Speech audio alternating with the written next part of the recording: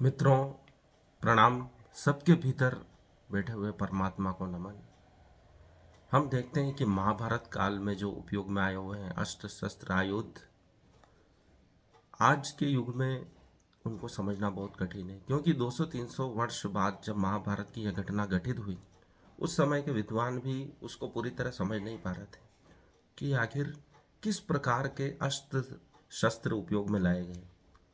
उनका वर्णन मनोरोग चिकित्सक या जब हम उनको आत्मीय स्थिति में व्यक्तियों को ले जाते हैं या सम्मोहन की अवस्था में कुछ लोगों को वर्तमान में ले जाया गया, तो उस समय के अस्त्र शस्त्र सोने चांदी जैसे तो चमक रहे थे। उनके शस्त्र, मुकुट, आभूषण पर वो कुछ दिव्य पदार्थ के बने हुए ऐसा प्रतीत होते हैं। जब बहुत से लोग जो पूर्व जन्म में महाभारत काल में युद्ध लड़े थे और आज जब वो पैदा हो गए तो उनको सम्मोहन में ले जाया गया, उन्होंने जो वर्णन सम्मोहन की अवस्था में किया वो बड़ा ही दिव्य है।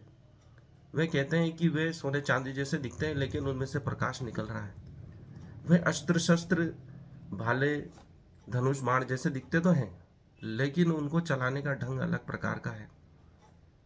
वे दिखने में कुछ और हैं और उनका प्रयोग कैसे होता है वो भी दिव्य है। वो आज की तकनीक से समझा जाना संभव नहीं, क्योंकि महाभारत जब यह घटना घटित हुई उसके 200, 300, 500, 600 साल भी ऋषि मुनियों ने जो महाभारत लिखी है, वर्णन किया है, वह अपने सुनी सुनाई कथाओं के माध्यम से किया है। और एक्चुअल में जो घटना घटी है वो आखिर कैसे घटी है, क्योंकि यह संभव नहीं है।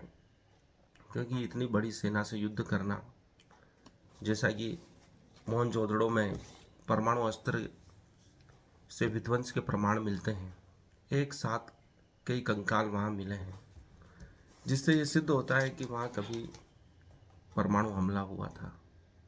वहाँ से रेडियो एक्टिविटी अभी भी प्राप्त होती है। और वेदों में, महाभारत में, रामायण में ऐसा वर्णन है कि इंद्र ने, जिसे पुरंदर कहा जाता है, किलों का विध्वंसक, उसने उस दिशा में परमाणु अस्त्र चलाया था और मोहनजोदड़ो को नष्ट किया था। क्योंकि वह किलों को नष्ट करता था, इसी कारण इंद्र का नाम पुरंदर पड़ा। पुरंदर का तात्पर्य है जो किलों का विध्वंस करने वाला है। इसी प्रकार लोग सोचते हैं कि कृष्ण भगवान ने अर्जुन को जो दिव्य ज्ञान दिया वो इतनी जल्दी कैसे दे दिया, और वह हूबहू जो देना चाहते थे अर्जुन ने कैसे समझ लिया। उसका कारण यह है कि बहुत से प्रकार की जो विद्याएं हैं उनमें मानसिक संचार की भी बात कही गई है।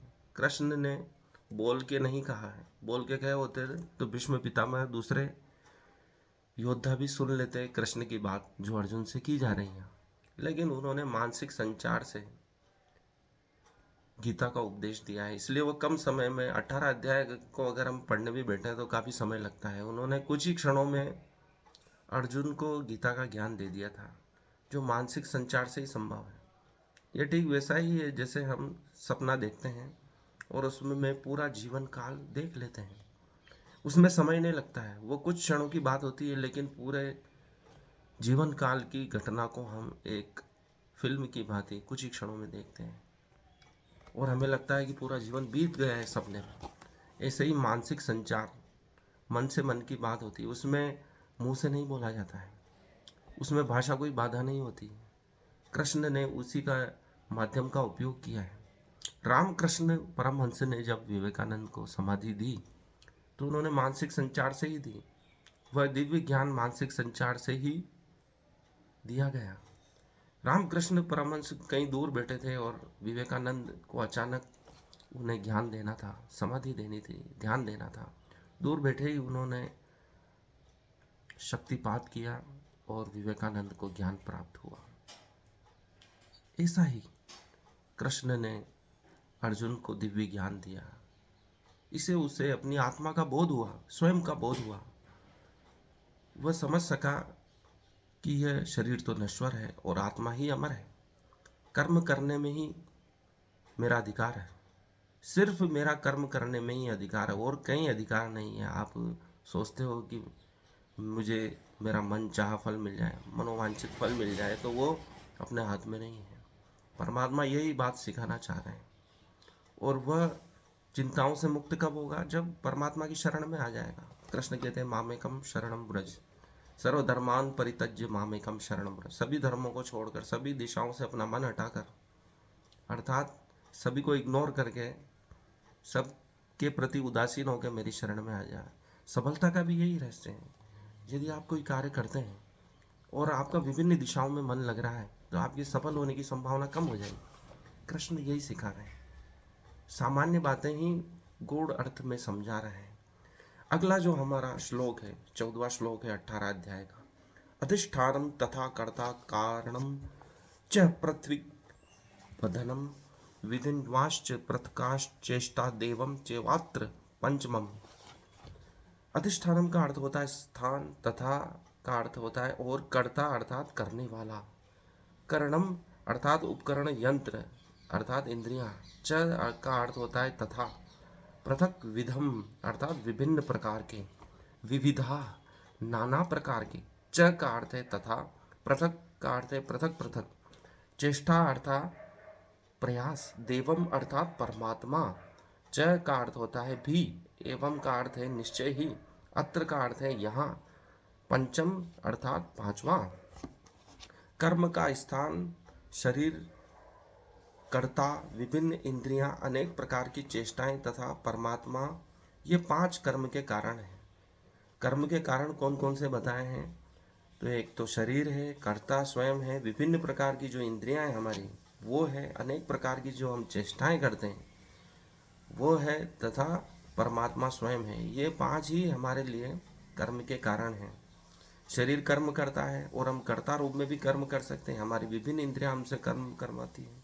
हम विभिन्न प्रकार की चेष्टाएं, जो इच्छाएं करते हैं वो कर्म करवाती हैं। और परमात्मा के द्वारा भी हम कर्म करते हैं। यदि परमात्मा के अनुगामी हम बन जाएं, जैसा परमात्मा हमसे करवा रहा है वैसा हम करने लगे, तो फिर तो धन्य हो जाएंगे हम। इसका अर्थ होता है, अधिष्ठानम शब्द शरीर के लिए आया है।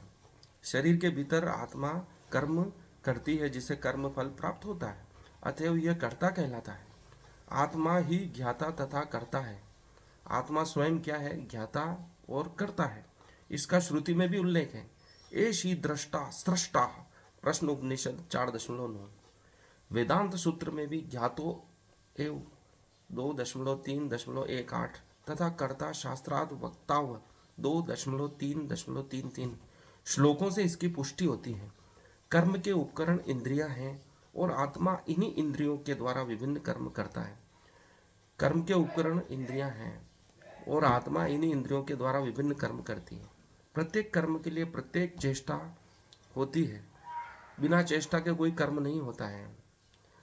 आत्मा और इंद्रियां उपकरण मात्र हैं, लेकिन सारे क्रियाकलाप परमात्मा की इच्छा पर निर्भर करते हैं, जो प्रत्येक हृदय में मित्र रूप में आसीन है। परमेश्वर परम कारण है किसी भी कार्य का। अतएव जो इन परिस्थितियों में अंतर्यामी परमात्मा के निर्देश के अंतर्गत परमात्मा मय होकर कर्म करता है, वह किसी कर्म में बनता नहीं। जो पूर्ण परमात्मा मय है वह अनंततः अपने कर्मों के लिए उत्तरदायी नहीं होते हैं। सब कुछ परम इच्छा परमात्मा भगवान पर निर्भर है। यदि हम सोचें कि परमात्मा ही सब कुछ करवा रहा है, तो हमारी सब चिंताएं नष्ट हो जाएंगी। कृष्ण कहते हैं सर्वधर्मान परित्यज्य मामेकम शरणम व्रज, सभी धर्मों को छोड़कर मेरी शरण में आ जा, अर्थात परमात्मा मय होकर काम कर, परमात्मा के लिए काम कर। एक व्यक्ति मंदिर बनाता है तो वो मजदूरी के रूप में बना रहा है। दूसरा व्यक्ति इसलिए बना रहा है क्योंकि उसे मालिक का निर्देश है। लेकिन तीसरा इसलिए बना रहा है कि मुझे, वह सोचता है कि यह परमात्मा का कार्य है। दिव्य आनंद से युक्त होकर, आनंदमय होकर बना रहा है कि मैं परमात्मा के लिए कार्य कर रहा हूँ। विवेकानंद ने यह कथा सुनाई थी कि 3 प्रकार से व्यक्ति कार्य कर सकता है, लेकिन जो परमात्मा के निमित्त होकर कार्य करता है वही सर्वश्रेष्ठ कार्य है। उसी में आनंद है, उसमें चिंता नहीं है, परिणाम की चिंता नहीं है। वह जो कार्य कर रहा है उसी में उसे आनंद आ रहा है। यही उसकी प्रथम उपलब्धि, उसी समय उसको उपलब्धि प्राप्त हो गई। यदि आप आनंदमय होकर कार्य करते हैं, क्योंकि गुलाब का फूल यह सोच के नहीं खिलता है कि कोई मुझे देखेगा या मुझे इसकी कोई कीमत देगा। वह तो बस खिल रहा है अपने आनंद के लिए। वह कली से गुलाब क्यों बना है? क्योंकि यह उसका स्वभाव है। और अपने स्वभाव में रहना ही आनंद है। इंद्रियों के वश में होकर कार्य करना आनंद नहीं है, अपने स्वभाव में रहकर कार्य करना आनंद है। क्योंकि यह कार्य करना मेरा स्वभाव है, इससे मुझे आनंद प्राप्त होता है। इसलिए कृष्ण कहते हैं कि परमात्मा के निमित्त होकर कार्य करो। वह कर्ता कहलाता है। कौन कहलाता है? शरीर के भीतर आत्मा कर्म करती है, जिससे कर्म फल प्राप्त होता है, इसलिए वह कर्ता कहलाता है। शरीर कार्य कर रहा है, इसलिए वह कर्ता कहला रहा है, क्योंकि उसमें भीतर आत्मा है। आत्मा ही ज्ञाता तथा कर्ता है। इसमें आत्मा को ही कर्ता बताया गया है। असली कर्ता तो आत्मा ही है, शरीर तो मात्र उपकरण है। कर्म के उपकरण इंद्रियां हैं और आत्मा इन्हीं इंद्रियों के द्वारा विभिन्न कर्म करती है। कर्म के जो उपकरण हैं वे इंद्रियां हैं। इंद्रियों के द्वारा ही हम कर्म करते हैं। जैसे आंखें देखती, हाथ चलते हैं, विभिन्न प्रकार की चीज़ों को पकड़ते हैं और कार्य करते हैं। ऐसे आत्मा के उपकरण ये इंद्रियां हैं। प्रत्येक कर्म के लिए पृथक चेष्टाएं होती हैं। हम सोना चाहते हैं तो हम उसके लिए चेष्टा होती है कि मुझे नींद आ रही है, तो और हम सो जाते हैं। भूख लग रही तो मुंह कार्य करता है, उसके साथ विभिन्न अंग काम करते हैं। तो जिस प्रकार की चेष्टा होती है वैसे कर्म हम करते हैं। प्रत्येक हृदय के मित्र के रूप में परमात्मा सबके भीतर बैठा है। परमेश्वर परम कारण है। इन सभी कारणों के परे भी सर्वश्रेष्ठ कारण तो परमात्मा ही है, जिसके कारण ये सभी कार्य हो रहे हैं। आज के लिए इतना ही। धन्यवाद मुझे सुनने के लिए। इस वीडियो को लाइक करें, इसे शेयर करें और मेरे चैनल को सब्सक्राइब करें। धन्यवाद।